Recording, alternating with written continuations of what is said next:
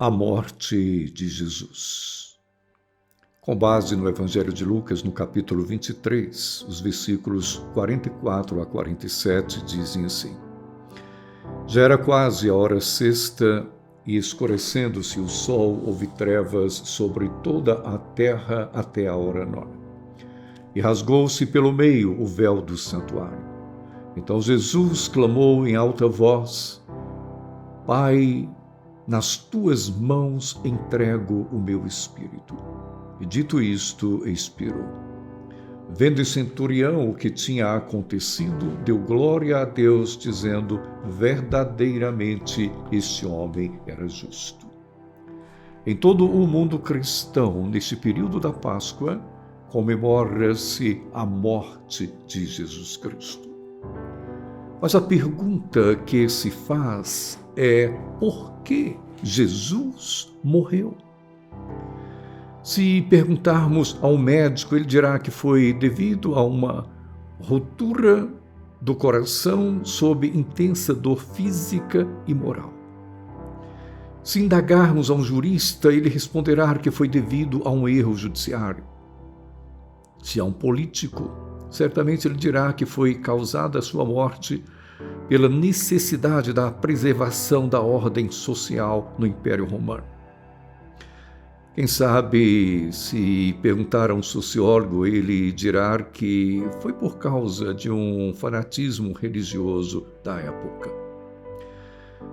Mas, se perguntassem para um homem que foi surpreendido com a chegada do guarda no cárcere onde ele se encontrava, um homem de nome Barrabás, que recebe a notícia inesperada, surpreendente para ele.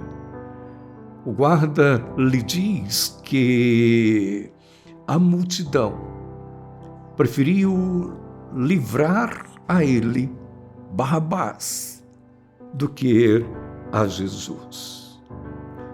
E aquele homem, a princípio, sai da prisão sobressaltado, feliz, pulando de alegria por sua liberdade, pela vida. Mas quem sabe, Barrabás, passando ali nos arredores do Calvário, começa a contemplar aquela cena, 3 homens sendo crucificados. E ele identifica o do meio, Jesus.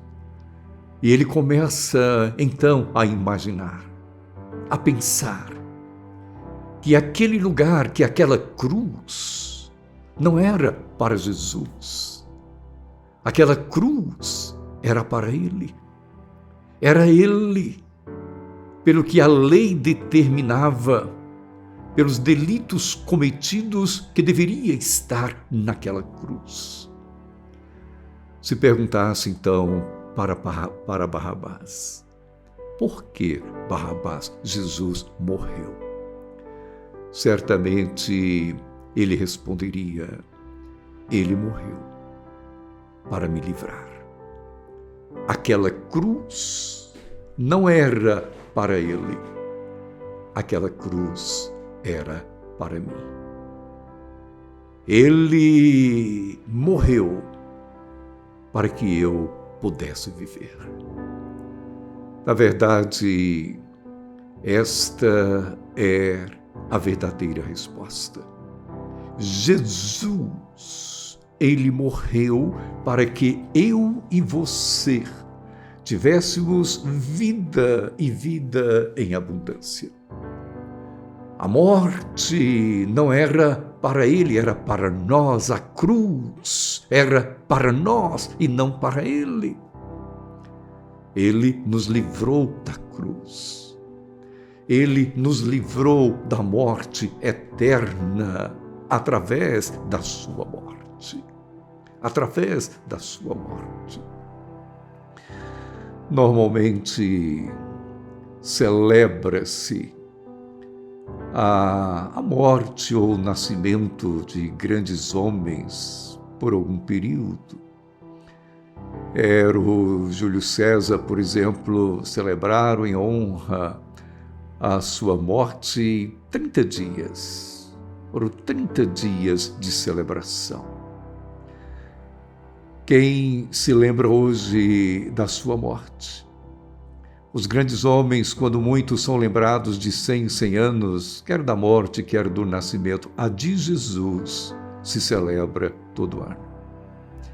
Depois da morte de Alexandre, o seu império poderoso tornou-se precário e foi desmoronando.